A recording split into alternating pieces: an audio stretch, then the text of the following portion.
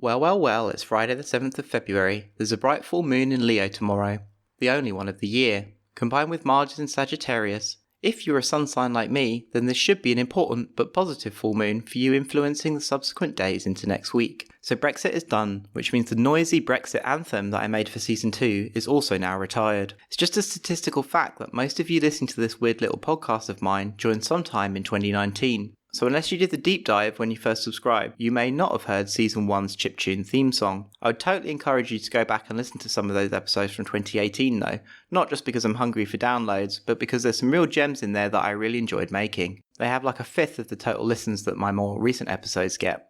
You probably won't be surprised to learn that I got quite a lot of stick from my friends who have been listening since Season 1 when I changed over to the Brexit anthem for Season 2. To be honest, I actually thought it was more representative of me and my personality than a catchy chiptunes track, but apparently I was wrong. Anyways, I was really struggling with what to do for the new theme tune for Season 3. The need to write a new theme was looming as much as Brexit Day itself was. I could have just nicked something from my unfinished pile of music that I have here on my hard drive, but I recently made some background music for the bullet journal walkthrough video that I posted in my YouTube channel last month. It was cool just to make something and then push it out. As I always work much better when I have a list of things to do in front of me, or when I have a clear brief, I asked Twitter what kind of new theme music I should make. The results came back: 0% votes for more chiptune, more noise at 10%, a jingle came in at 30%, but the overall winner was 80s Synthwave, storming home with 60% of the votes. So Synthwave it is then.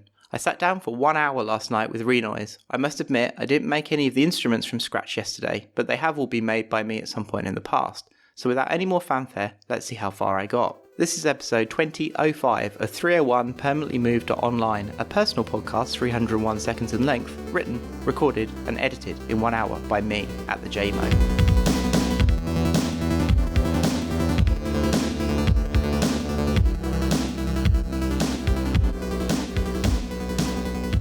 Well, there you go, the new theme for 2020. I don't think it sounds too bad after an hour of work, but I also don't think it sounds amazing either.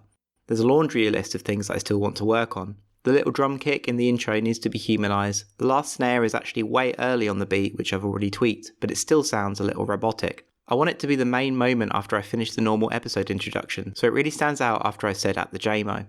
I'm also unhappy with where the kick and snares sit in the mix. They're way too loud at the moment and just plod along. I also want to change the arpeggiated pattern on that main pluck saw sound as it's a bit boring for now. I still need to add hats and cymbals on the drums, and I need to go back and tweak the envelopes on the pads, and perhaps most importantly of all, write a melody. But for today, that's as far as I got inside of an hour last night. I'm going to continue to work on it, so you should hear the intro change and evolve over the coming weeks until it's finished. I tend to only write or make sketches of things when I'm making music on my laptop.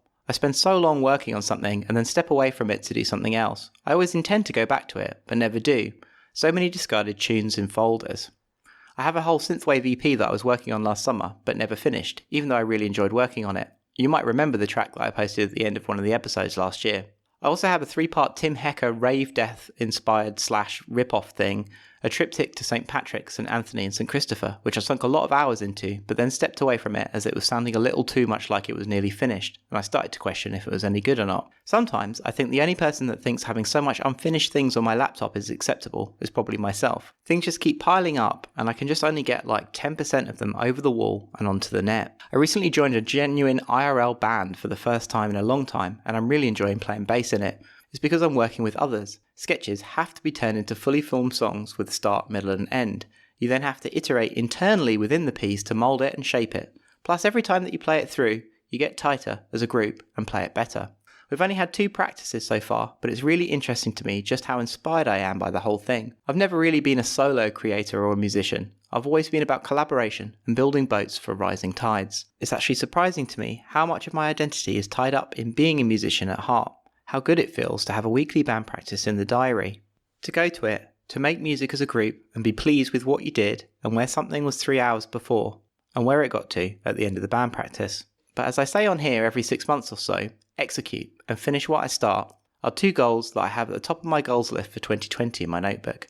I'm really struggling this year to fall into the regular rhythm and routine of working for myself and at home. I have things to do and they aren't getting done fast enough or at all. I know I work best in sprints, like the Pomodoro technique, but for my entire life. So I'm going to put out the theme song for this year as a track on YouTube when it's quote unquote finished, and I hope you continue to listen and see how it evolves over the coming weeks.